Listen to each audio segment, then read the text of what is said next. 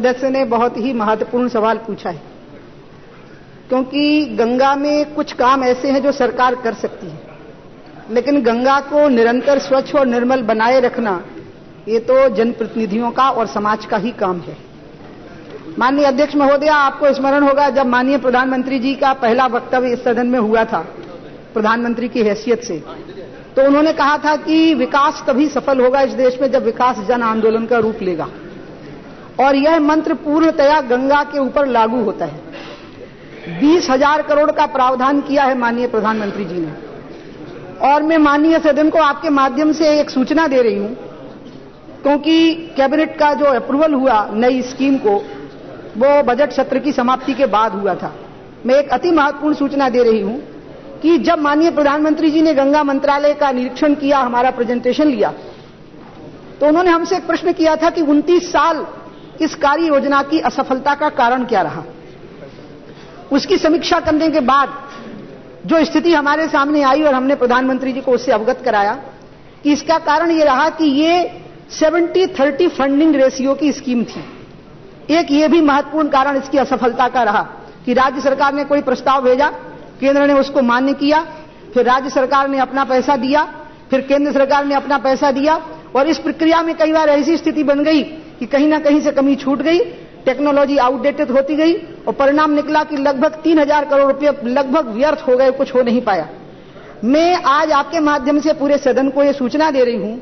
कि इसलिए माननीय प्रधानमंत्री जी को जब हमने ये बात बताई कि 29 सालों की गंगा कार्य योजनाओं की असफलताओं के कई कारणों में से एक यह भी कारण था,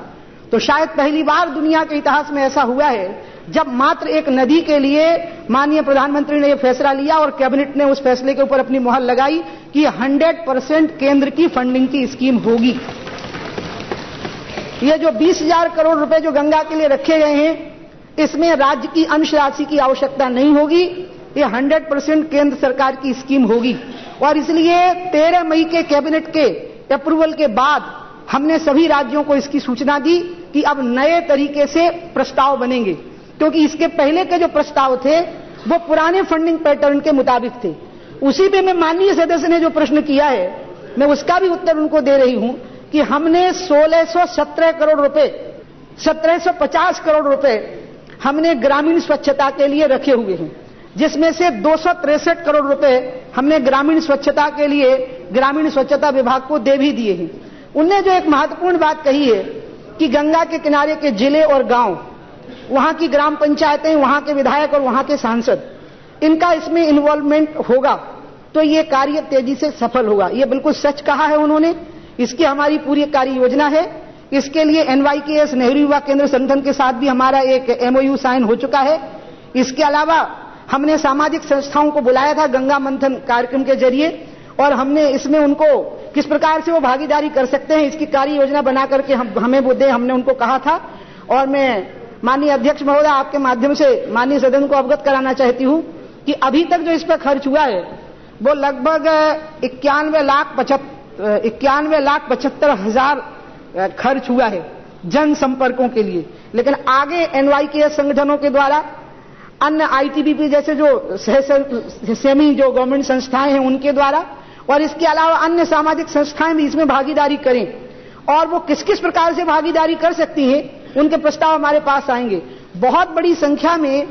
कई औद्योगिक घरानों ने CSR फंड का प्रस्ताव भी हमें दिया है, और बहुत बड़ी संख्या में माननीय अध्यक्ष महोदय मैंने देखा है कि गंगा के मसले में देश में एक ऐसा एकता का भाव है जो शायद किसी भी मसले पर नहीं होगा। और इसलिए